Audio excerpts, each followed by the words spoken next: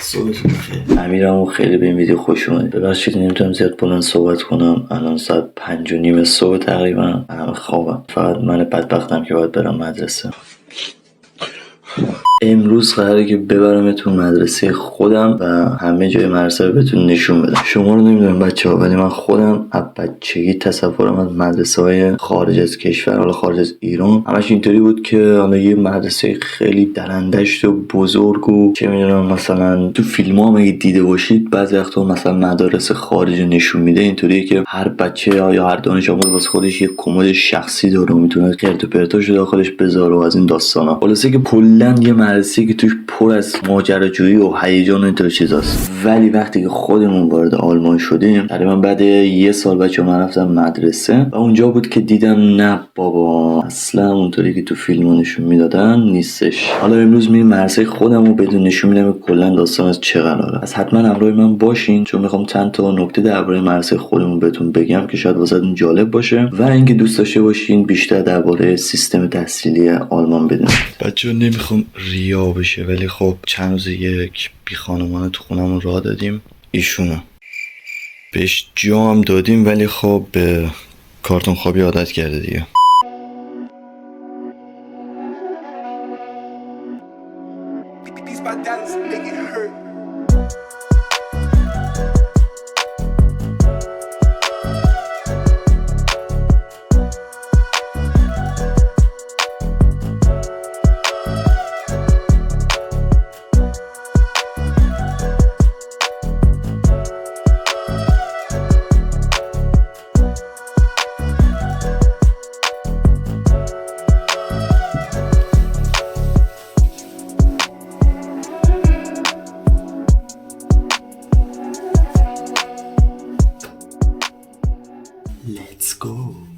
خب بچه این مدرسه که الان میخوایم بریم، یعنی مدرسه من، تنها بدی که داره اینه که خیلی دوره. یعنی واسه همین من مجبورم 5:30 صبح بیدار شم، 5:20 اینا بیدار شم تا حاضر شم و اینا. باید ساعت 6:20 تقریبا دم ایستگاه باشم تا برم مدرسه تقریبا یه 30-35 کیلومتر از خونمون دوره که نزدیک 1 تا 1 ساعت و نیم طول میکشه تا من فقط برم. یعنی رفت و برگشت با هم دیگه کلا میشه 3 ساعت.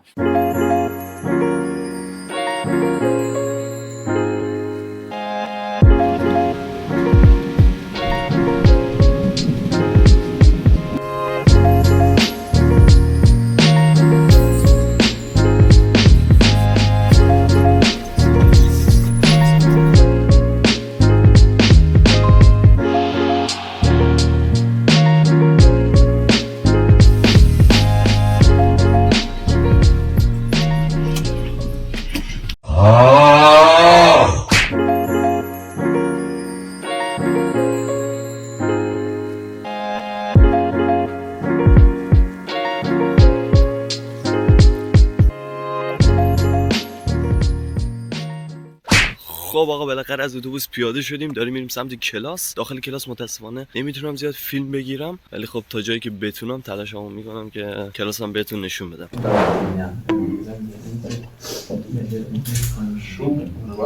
Ich bin hier. Tom ist auch nicht da. Was hast du denn erklärt?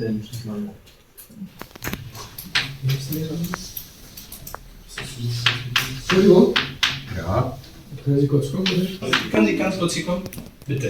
Was soll ich denn? Du hast aber richtig. Ich hab's richtig, ne? Ich kann's so nicht erklären.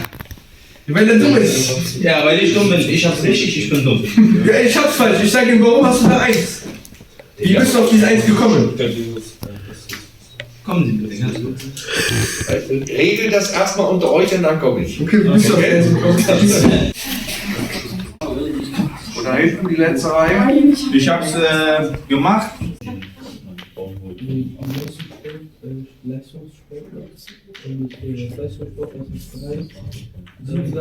هی میگم موقع جلوم نبام که من دیوانه بشم. حرف موقع تو حواس هی من اصلا لط میکشن. یه سوگندومیه بد.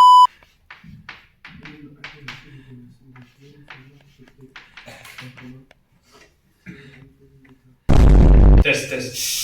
Ja, es geht schon. Test. Gib mal kurz. Werf mal kurz.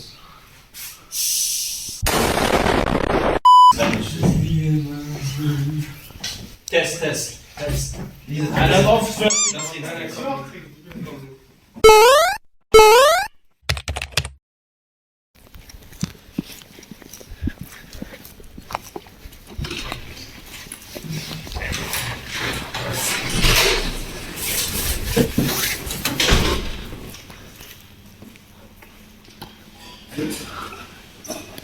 خب برای بکس بالاخره زنگ ما خورد و ما اومدیم سالن غذاخوری مدرسه. بذارید اینجا رو بهتون نشون بدم. بچه این میز الان 5 دقیقه دیگه پر میشه. یه نفر که اومد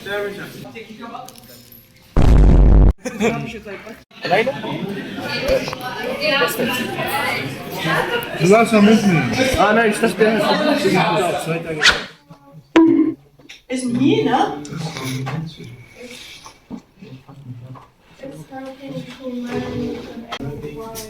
Achtung! Was ist der Unterschied zwischen Man mit A und Man mit E geschrieben?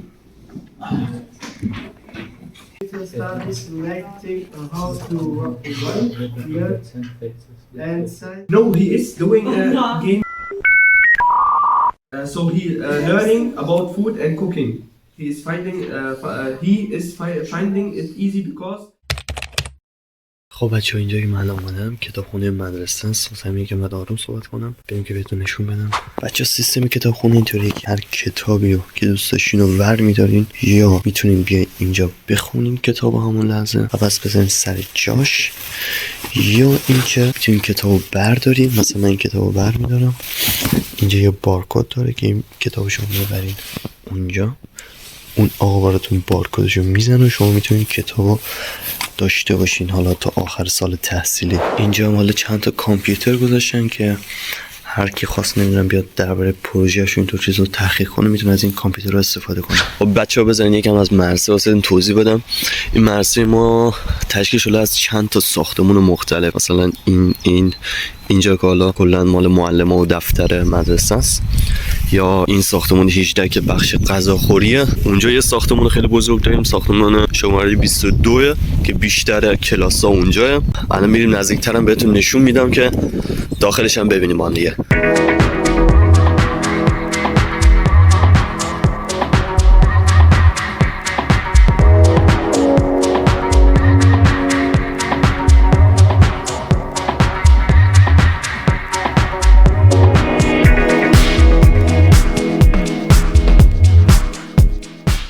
این داخل همون ساختمون 22 این بزرگترین ساختمونی که داخل مدرسه ما هستش. یه طور حالت سوله ماننده که گرفتن اینطوری اتاق کردن. هر کدوم از این اتاق هم یه دونه کلاسه. مثلا مثل اینجا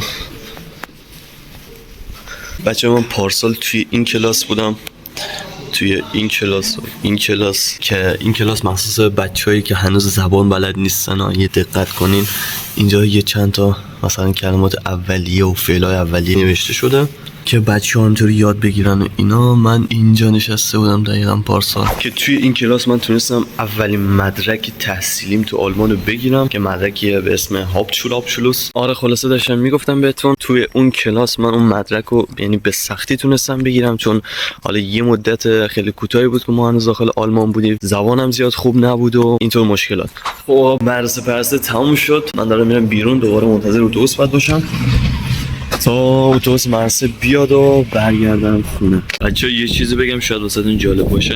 توی این ساختمونا، از این ساختمونا تقریبا 10-12 توی مدرسه ما هستش. توی این ساختمونا زمان جنگ همه سربازای آلمانی میخوابیدن، یعنی حالت یه جور خوابگاه بوده. ولی الان این ساختمونا همه تبدیل شده به خوابگاه پناهندگان، یعنی مدرسه ما وسط خوابگاه پناهندگان است، مهاجرینی که از کشورشون اومدن به آلمان.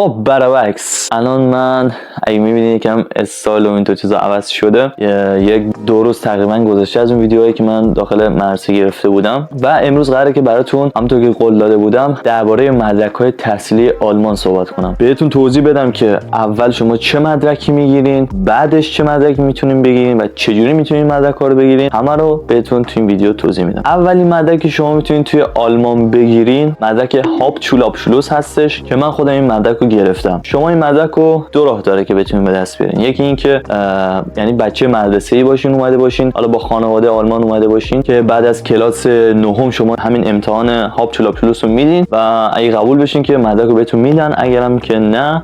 و روش بعدیش اینطوریه که حالا شما مثلا بزرگسالی 20 سالته، چه میدونم 22 23 سالته و دیگه از اون سن مدرسه رفتن گذشته، شما درخواست میدی واسه این امتحان، میگیم این امتحان رو من میخوام بنویسم و قیمتش تا اونجایی هم که من میدونم 80 یورو. یعنی من خودم پارسال که این امتحان رو دادم تو مدرسه، البته من این امتحان رو رایگان دادم، ولی خب تو مدرسه به ما گفتن که شما فقط یه بار حق دارین این امتحان رو رایگان بدین. قیمت اصلیش 80 یوروه. اون زمان حالا 80 یورو بود 2 سال پیش، الان به احتمال زیاد همون 80 یورو باشه و شما واسه این امتحان درخواست میدی و میتونی این امتحان رو بنویسی و قبول بشی تو این امتحان. مدرک بعدی که توی آلمان میتونین بگیرین مدرک ریالشولابشلوس هستش که من خودم فعلا دارم براش تلاش میکنم و میخونم. این مدرک هم شما میتونین به 2 روش بگیرین. یکی اینکه از طریق مدرسه است که من خودم الان دارم همینطوری به این روش میخونم. آخر سال تحصیلی بهم این مدرک رو میدن، یعنی بعد اول امتحانشو بدم و بعد از اینکه قبول شدم مدرکشو بهم میدن. روش بعدیش هم اینطوریه که شما میتونی اینجا آسبیلدون کنی. واسه کسایی هم که نمیدونن آسبیلدون چیه، آسبیلدون یک دوره کارآموزی 3 ساله است که شما واسه هر شغلی اینجا بخوای انتخاب کنی باید 3 سال حداقل دوره آموزشیشو ببینی. خب اگه شما با همون مدرک هاپتشولابشلوستون یه آسبیلدون انتخاب کردین دارین انجام میدین، میتونین آخر این آسبیلدون اتوماتیک مدرک ریالشولابشلوستون هم بگیرین. یعنی یه جورایی شما هم مدرک آسبیلدونتون میگیری، مدرک کاریتو میگیری و هم مدرک ریالشولابشلوستون که اینم حالا باز چند تا شرایط کوچیک داره. راجع به اونها من زیاد دقیق اطلاع ندارم. اگه دوست داشتین میتونین داخل یوتیوب سرچ کنین که چطوری میتونین با آسبیلدون مدرک ریالشولابشلوس بگیرین. مدرک بعدی مدرک فاخخشولرایفه هستش که بعد از ریالشولابشلوس. این مدرک هم شما به 2 روش میتونین بگیرین تا جایی که من میدونم. یه روش اینطوریه که شما دوباره نرمال مدرسه میرین، ولی در کنارش شما باید 1 سال تجربه کاری هم به دست بیارید. یعنی جمعاً 2 سال طول میشه تا شما این مدرک رو به دست بیارید. 1 سال تجربه کاری، در کنارش هم 1 سال درس. روش بعدی واسه همین مدرک اینطوریه که اگه شما از قبل یه آسبیلدون انجام داده باشین، همون دوره 3 ساله، دیگه این قسمت تجربه کاری که 1 سال طول میکشه این قسمت حذف میشه و شما فقط 1 سال درسیتون میمونه که بعد اون 1 سال رو تموم کنید تا این مدرک رو بهتون بدن. یعنی یه طوری حساب میکنن که شما انگار 3 سال تجربه کاری داری، به خاطر همون 1 سال تجربه کاری برای این مدرک کنار میره و شما همون 1 سال مدرسه میرین و آخرش امتحان میدین و این مدرک رو میگیرین. مدرک بعدی مدرک آبیتوها هستش، یه طورای آخرین مدرک حساب میشه و شما بعد از اینکه اون مدرک رو گرفتین میتونین برین دانشگاه. راجع به آبیتوها من زیاد متاسفانه اطلاعات ندارم. این اطلاعات هم بهتون دادم، گفتم شاید دوست داشته باشین بدونین که مدرک آلمان به ترتیب چیا هستن و چقدر طول میکشه اینا رو بگیرین و به چه روشایی میشه این مدرک ها رو گرفت. بچه‌ها اگه راجع به مدرک ها هر سوالی داشتین واسم زیر کامنت ها بنویسین. اگه تونستم خودم جوابتون رو میدم، اگرم جواب سوالتون رو نمیدونستم حتما یا از دوستان یا از معلما میپرسم و براتون زیر کامنت ها جوابشو میدم. اینم ویدیو این هفته. بچه‌ها ویدیو هفته بعدی یه ویدیو خیلی خفنه براتون آماده کردم که خوشحال میشم اونم بیاین و تا آخر نگاه کنید. دمتون گرم تا یه ویدیو دیگه. خدا نگهدار. say goodbye.